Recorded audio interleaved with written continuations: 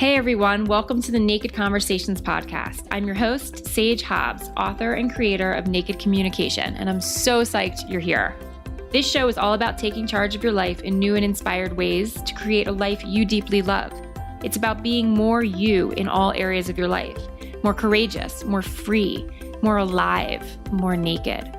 I'll be sharing stories and advice from amazing people around the world who are up to incredible things on how they are successfully breaking free from fear and old patterns in order to create incredible relationships and impactful lives so that you can do the same.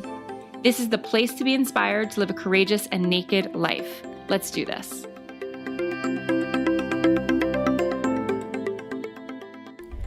Hey everyone, welcome back to the Naked Conversations podcast. I'm so excited that you're here. As always, it's such an honor that you listen. And today I'm going to be talking about something that's been coming up for me big time about, can you really have professional ambition with motherhood?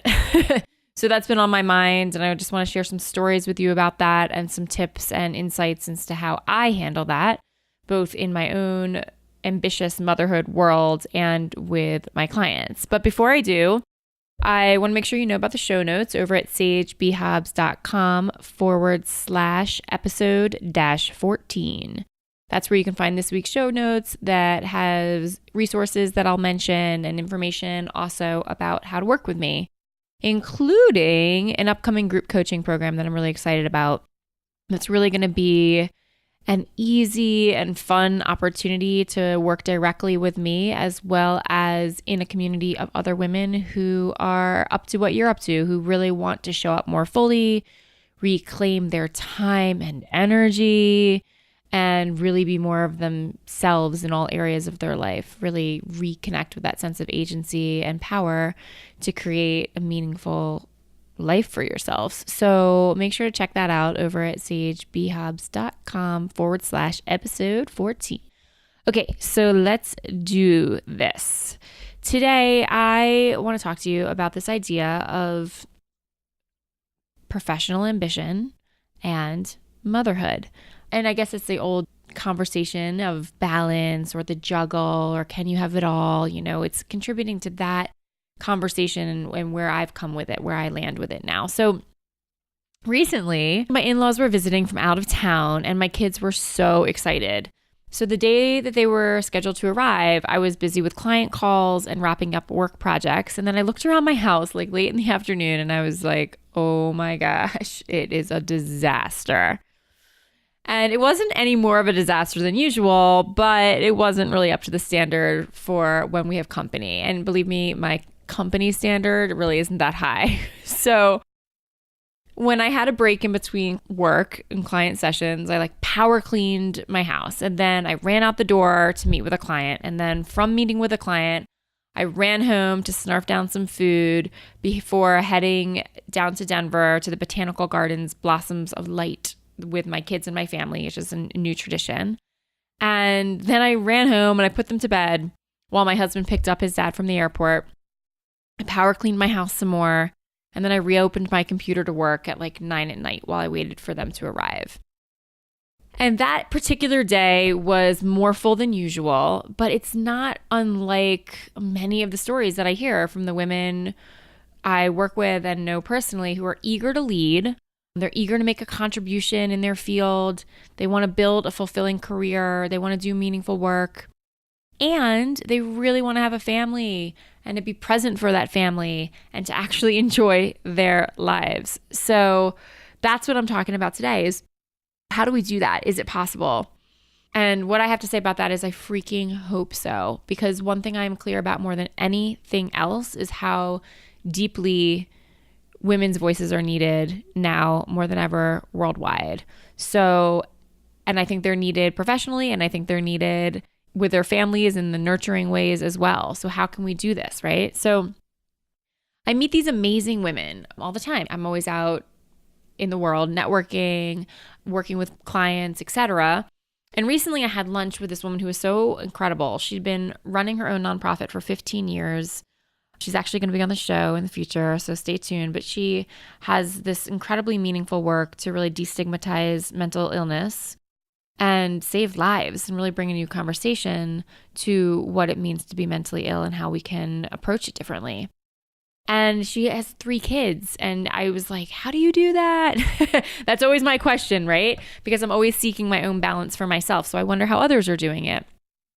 And we had this really lovely conversation about how hard it can really be to show up for your kids and show up for your work.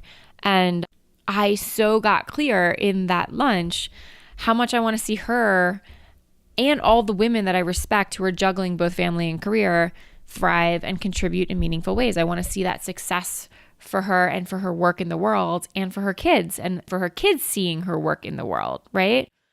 Because like I said, there's just one thing that I really know for sure. The scales are skewed, right? We need more women sharing their voices, their leadership, their wisdom, their compassion, and their power in all sectors globally, right?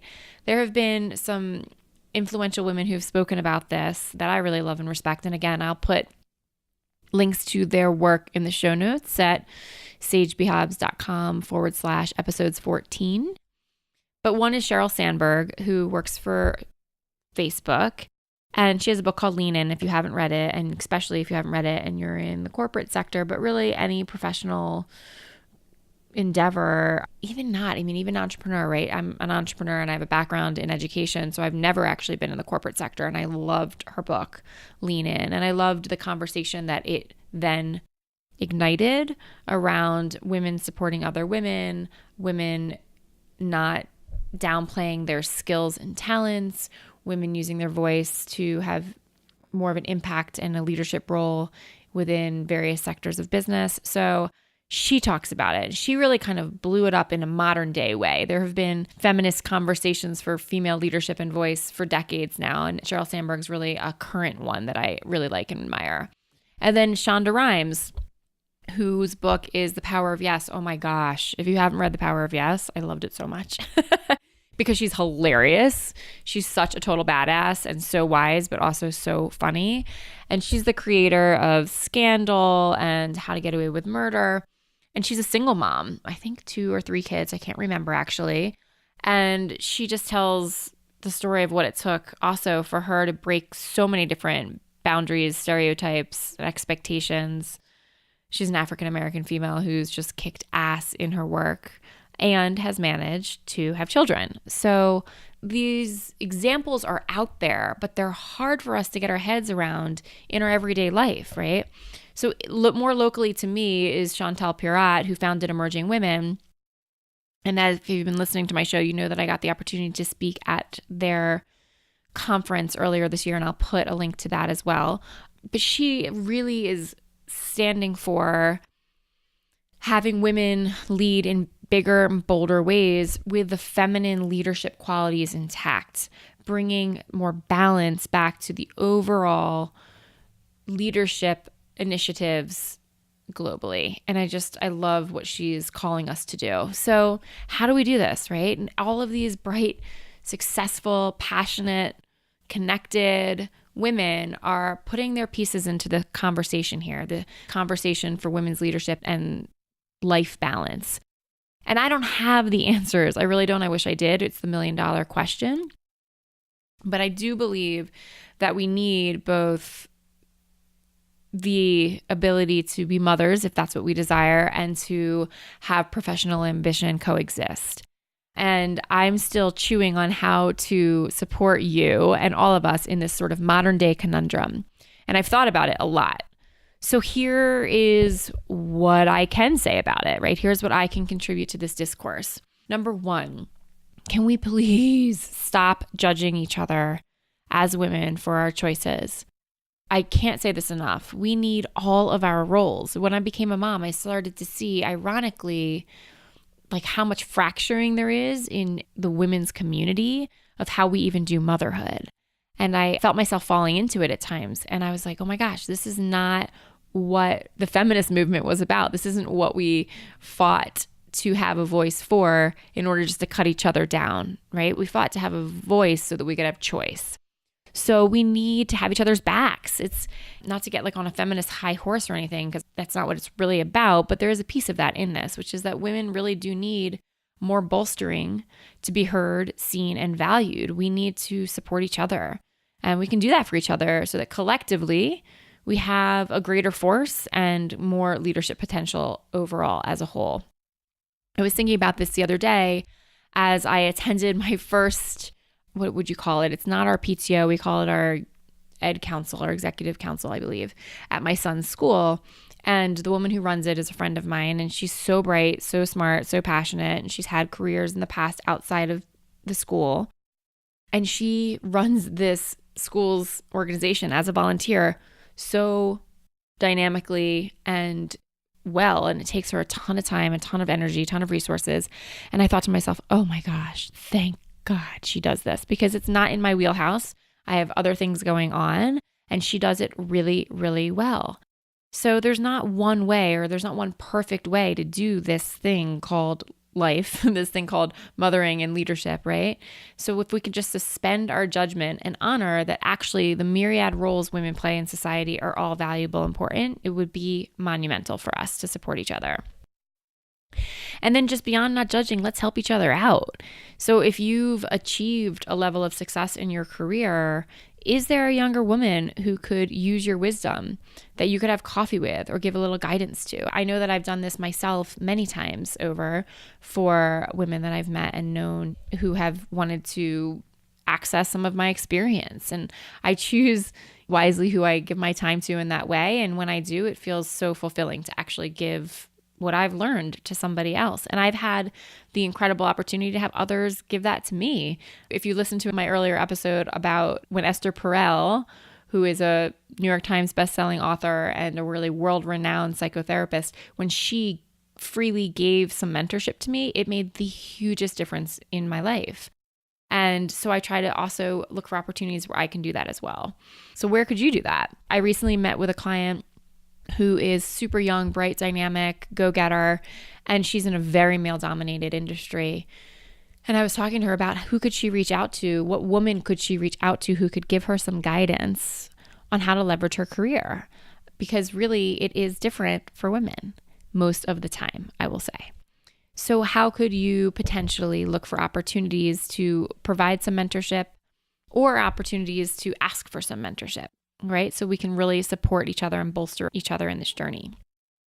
So there is no perfect way. There is not the one way. We are all different in our skills and on our desires, and we have different ways that we want to contribute to our communities and society. Let's respect that and support each other in showing up in the way that is best fit for each of us. Another example that just came up recently is, I was thinking about this actually as I was taking my other child to school, and one of her dear friends has a primary stay-at-home parent that happens to be his dad. And that is because the mom has a huge career where she is required to travel a lot, work long hours, and really give of her expertise in time and energy consuming ways.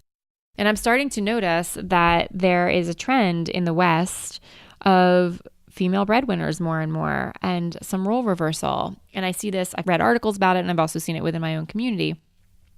And I thought to myself, wow, again, let's not judge. Let's not look for only one solution here. It seems to work for them. I don't know the ins and outs, but I think it's so awesome to see different examples being set and different ways to approaching this dilemma of women leading and women being active members of their family. So the other thing that I want to mention is how you can have something, anything that energizes you, be a part of your regular routine. So if you're going big and you're listening to this show and you know that you want to lead and love, you want to have meaningful work in the world and incredible relationships with your children, family, or significant other, right? Then it's so important to have a way to fill your own cup, right? Without it sounding trite or cliche, but really to energize yourself. And I don't mean wine and chocolate. While they're lovely and I enjoy them, they're not going to be the long-term energizer that really gives you the sustenance you need to live this kind of dynamic, big, contributing life that you're out to lead. So what practices or rituals support you in feeling grounded and balanced? So as not to tip the balance when you start to really go after something you want, you want to think clearly about what those things are that restore your energy, and so you can fall back on them as things get fuller and richer in your life. So for me, it's always being outside. So getting outside, even if it's like 5 minutes where I take some deep breaths, I look at the big sky, I get some perspective on the size of the cosmos and the universe. It's a good meal with someone I love. It's playing with my kids in some silly and restorative way. It's yoga. It's definitely dance. And what I mean dance, it's actually can just be in my kitchen or my living room to some of my favorite songs.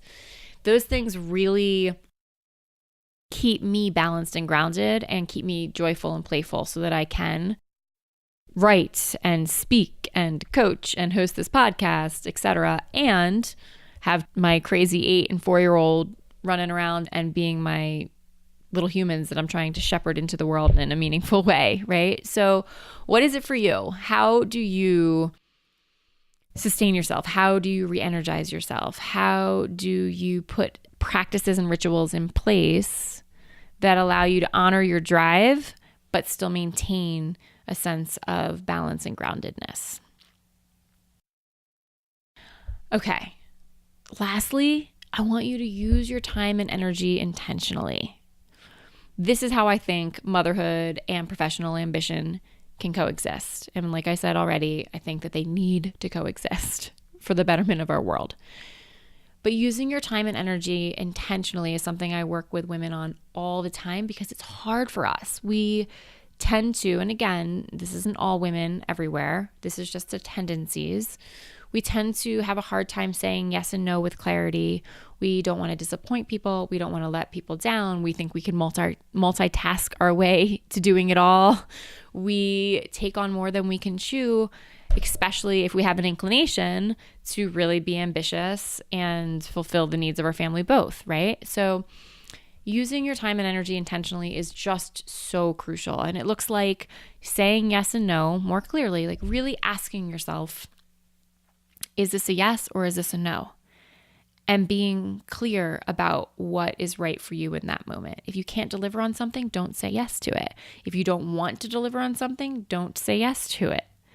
Okay? This is super hard for us to practice. And one of the ways that I practice this myself and with the women that I coach is to pause before we respond to any request and take a moment to really see whether or not it's going to work for us. The second thing about really using your time and energy wisely is to ask for help. So whether or not you need to hire help or share in the responsibilities, don't try and do it all on your own. It's just ineffective. It doesn't allow you to use your skills and talents really productively, and it's exhausting, completely exhausting. Lastly is, and this is tricky, but aim to not get sucked into things that aren't a priority for you as much as possible or more often than not. So we tend to make ourselves busy with busy work. And like I spoke earlier about how my house was a mess when my in-laws were coming to town. Well, that was because I was prioritizing work and clients and goals around that.